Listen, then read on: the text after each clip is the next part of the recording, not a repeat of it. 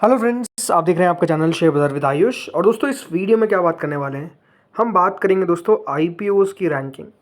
ये जो पांचों आईपीओ खुले हुए हैं, इस वीडियो में हम समझेंगे कि कौन सा आईपीओ पहला हमारा चॉइस रहने वाला है, दूसरा, तीसरा, चौथा, पांचवा। तो इस वीडियो में जो मुझे लगता है उसके बारे में दोस्तों मैं इस वीडियो में बात करूँगा।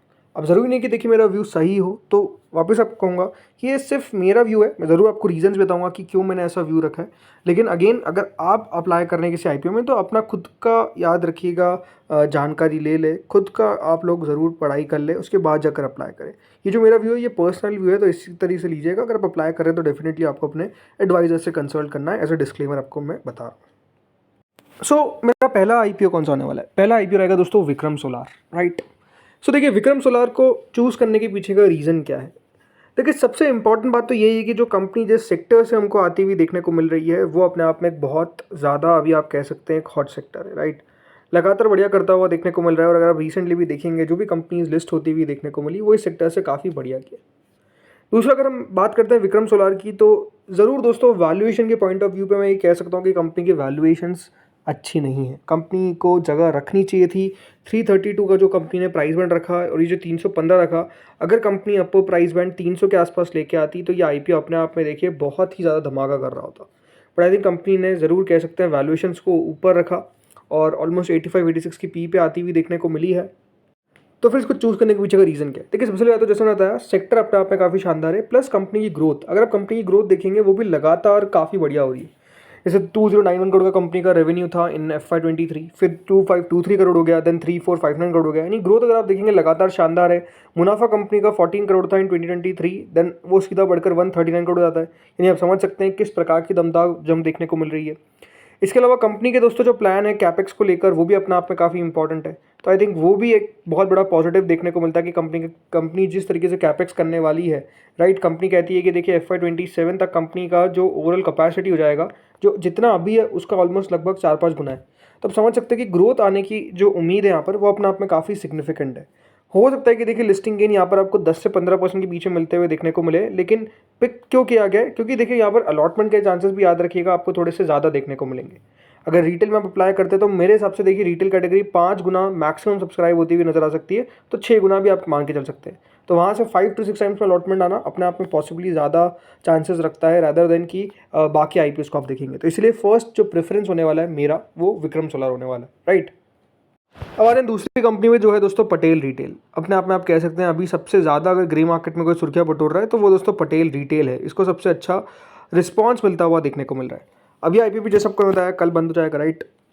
अगर मैं कंपनी की बात करता हूँ दोस्तों थोड़ी बहुत, तो देखिए कंपनी याद रखिएगा, जो इनका मेजर कारोबार है वो क्या है? ग्रोसरी प्रोसेसर और रिटेलर है, राइट। इनके अगर आप देखेंगे 43 पटेल आर मार्ट स्टोर्स नाम ये चलाते हैं थाने और रायगढ़ डिस्ट्रिक्ट के अंदर। करीबन कंपनी का याद रखिएगा जो टॉप लाइन है, 45% रिटेल सेल्स से हमको आता हुआ देखने को मिलता है। अब सबसे ज़्यादा पॉजिटिव बात क्या है इसमें, कि सब्सक्रिप्शन अच्छा आता हुआ दिख रहा है हर एक कैटेगरी का, राइट। अभी अगर आपने रिसेंटली देखा होगा, जो भी आईपीओ को सब्सक्रिप्शन अच्छा मिलता हुआ देखने को मिला है, उसकी लिस्टिंग अच्छी हुई है। आज का अगर आप एग्जांपल देखेंगे रीगल, उससे पहले अगर आप देखेंगे जो भी एग्जांपल्स हमको नज़र आते हैं, सब्सक्रिप्शन अच्छा जिसमें भी आ रहा है बहुत ज़्यादा, वो दोस्तों बढ़िया कर रहा है। हाईवे इंफ्रा को आप देखिए, जो दमदार रिस्पॉन्स मिलता हुआ नजर आया, दमदार लिस्टिंग होती हुई दिखी। सो आई थिंक सेकंड पॉइंट यही है कि इस आईपीओ को, कि इसको सब्सक्रिप्शन अच्छा मिलता हुआ देखने को मिल रहा है, तो ये भी अपने आप में पॉजिटिव बात है। सी पटेल रिटेल को पिक करने का पीछे का सेकंड रीज़न क्या है, और सेकंड नंबर पे रखने का रीज़न क्या है, कि देखिए अपने आप में डिमांड देखने को जो मिल रही है, वो इस आईपीओ में बढ़िया है, इसलिए इसको मैं सेकंड नंबर पे रख रहा हूँ। अगर डिमांड नहीं होती, वैसे अगर आप मुझसे पूछेंगे कंपनी में, मुझे ऑनेस्टली कुछ खास नहीं लगा, राइट। कंपनी की ग्रोथ भी अगर आप देखेंगे तो उतनी कुछ खास नज़र नहीं आती है। कंपनी का पैड भी अगर आप देखते हैं बहुत ज़्यादा नहीं है। बट क्योंकि डिमांड देखने को मिल रही है जीएमपी में, इसलिए इसको मिस नहीं किया जा सकता अगर आप बाकी सब आईपीओ को देखते हैं। इसलिए सेकंड नंबर पे याद रखिएगा, मैं पटेल रिटेल को रख रहा हूँ। अदरवाइज अगर इसमें डिमांड नहीं होती, तो हो सकता है कि मैं इस आईपीओ में अप्लाई करने का भी नहीं सोचता। बट क्योंकि डिमांड है, इसलिए दोस्तों अप्लाई करने पर विचार है, बिकॉज लिस्टिंग इन मिल सकते हैं। तो सेकंड नंबर पे कौन हो गया है? पटेल रिटेल। अब आते हैं तीसरे नंबर पे। अब ये आईपीओ दोस्तों काफ़ी इंटरेस्टिंग है, जिसका नाम है जेम एरोमेटिक्स। सी जेम एरोमेटिक्स पे अगर आपको मैं कुछ बातें बताता हूँ, तो सबसे बड़ी बात तो क्या है कि कंपनी का जो बिजनेस है, याद रखिए कंपनी जो है वो असेंशियल ऑयल्स और value added aroma derivatives maker है। तो ये जिस तरीके का दोस्तों बिजनेस है, जिस तरीके से कंपनी लगातार बढ़िया काम करती हुई नजर आ रही है, वो बहुत शानदार है। एक बार आप कंपनी की फाइनेंशियल्स देखिए, कंपनी के अगर आप नंबर्स देखेंगे तो ग्रोथ यहाँ पर भी अच्छी है, 425 करोड़, 454 करोड़, देन 505 करोड़, 44, 50, 53। तो कंपनी का प्रॉफिट भी बढ़ता हुआ देखने को मिल रहा है, राइट। तो लगातार कंपनी ग्रो करती हुई नजर आ रही है। हाँ, ग्रो कितना तेजी से कर सकती है, अब ये अपने आप में एक बहुत बड़ा क्वेश्चन है कि कंपनी देखा जाए तो 7% के मुनाफे पर ग्रो कर रही है, मतलब साल भर साल अगर आप देखेंगे रेवेन्यू भी 11% है, तो फिर इतना इसको थर्ड नंबर पर क्यों रखा गया? श्रीजी शिपिंग है, मंगल इलेक्ट्रिकल है, उससे ऊपर क्यों? सो इसके पीछे का रीज़न है बिकॉज कंपनी करने वाली है कैपेक्स, और ये जो कैपेक्स रहेगा याद रखिएगा ये कंपनी की कैपेसिटी को 3 गुना कर देगा। अभी दोस्तों अगर मैं बात करता हूँ, कंपनी ने 105 करोड़ के आसपास का कैपेक्स जो है वो FY25 में किया था। इसके कारण जो कैपिटल वर्क इन प्रोग्रेस है वो 125 करोड़ पे हो गया। अब कंपनी ने ये कहा है कि दोस्तों कि जो कंपनी का कैपेक्स है, राइट, वो जो कमीशन होगा याद रखिएगा, जो नई कैपेसिटी कमीशन होगी वो होगी H2 ऑफ FY26। और इससे होगा क्या कि जो कंपनी की एग्जिस्टिंग कैपेसिटी है 5346 मेट्रिक टन पर एनम की, उसको वो ट्रिपल कर देगा। तो मतलब क्या बात क्या है कि देखिए कंपनी का कैपेक्स जब आपको किक इन करता हुआ दिखेगा तो इससे कंपनी के रेवेन्यूज़, प्रॉफिट सब पर बहुत बड़ा असर पड़ने वाला है। तो ये अपने आप में दोस्तों एक अपने आप में बहुत शानदार बात है। इसके अलावा कंपनी के मार्जिन अगर आप देखेंगे तो डबल डिजिट मार्जिन है, प्राइसिंग भी कंपनी ने अच्छी रखी। और एक और इंटरेस्टिंग बात जो इस आईपीओ की एंकर बुक आई, देखिए एंकर्स में निप्पॉन इंडिया, सेज वन, एलसी फेरोस मल्टी, नीजन अनडिस्कवर्ड वैल्यू फंड, इसके अलावा निवेशाय, नुवामा, राइट, साशी फंड याद रखिएगा मुकुल अग्रवाल का फंड है, राइट। तो अपने आप में जो इनकी कल एंकर बुक आई, कल मतलब मंडे, जो जिस दिन भी लौट, हाँ मंडे को आई थी, राइट। सो मंडे को जो इनकी एंकर बुक निकल कर आई, अपने आप में देखिए बेहद तगड़े नाम हमको आते हुए देखने को मिले। देखिए निप्पॉन ने इस कंपनी में याद रखिएगा 30% हिस्सा लिया है, जो अपने आप में काफ़ी बड़ी बात है। सो ऑलमोस्ट 30 करोड़ रुपये लगाए, जो ऑलमोस्ट 22% के आसपास होता है। तो वो अपने आप में दिखाता है कि किस तरीके से एंकर्स ने इस आईपीओ में अपना, आप कह सकते हैं कि पैसा लगाया है। तो इनकी एंकर बुक भी मुझे बहुत स्ट्रांग लगी बाकी के कंपैरिजन में, राइट। तो ये इसलिए थर्ड पे ये आईपीओ रहेगा। चौथे नंबर पे दोस्तों रहेगा मंगल इलेक्ट्रिकल। अब ये क्यों? देखिए मंगल इलेक्ट्रिकल, पहले तो एक बार ध्यान रखिएगा कंपनी का बिजनेस क्या है। ये ट्रांसफार्मर और कंपोनेंट्स मैन्युफैक्चरर है।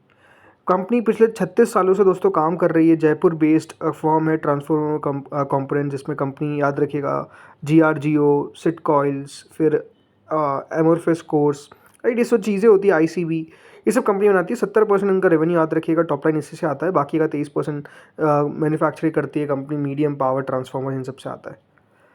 ये कंपनी भी याद रखिएगा एक कैपेक्स में जाने वाली, राइट। ये फ्यूचर डिमांड के लिए दोस्तों एक कैपेक्स में जाएगी, जिसमें कंपनी 88 करोड़ रुपीज़ याद रखिएगा जो इनका आईपीओ का पैसा होगा उसको खर्च करेगी। इससे होगा कि जो इनकी GRGO की कैपेसिटी है वो डबल हो जाएगी बाय Jan 2026। याद रखिएगा जो CRGO है, माफ़ कर दीजिएगा, GRGO नहीं, CRGO जो इनका कंपोनेंट है वो क्रिटिकल कंपोनेंट है इन ट्रांसफॉर्मर मैन्युफैक्चरिंग, क्योंकि 60% रेवेन्यू वहाँ से आता है। तो ये डबल होने वाला है इनका CRGO सेगमेंट। इसके अलावा कंपनी का जो हाई वोल्टेज ट्रांसफॉर्मर मैन्युफैक्चरिंग है वहाँ पर भी कंपनी अपने आप को और बढ़ाती हुई नजर आएगी। इसको भी दिसंबर 2026 तक बताया जा रहा है कि पूरा कर लेगी। तो ये अपने आप में इंपॉर्टेंट बात है।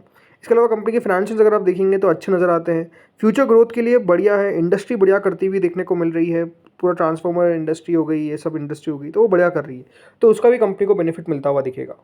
तो इसलिए चौथे नंबर पर ये कंपनी है।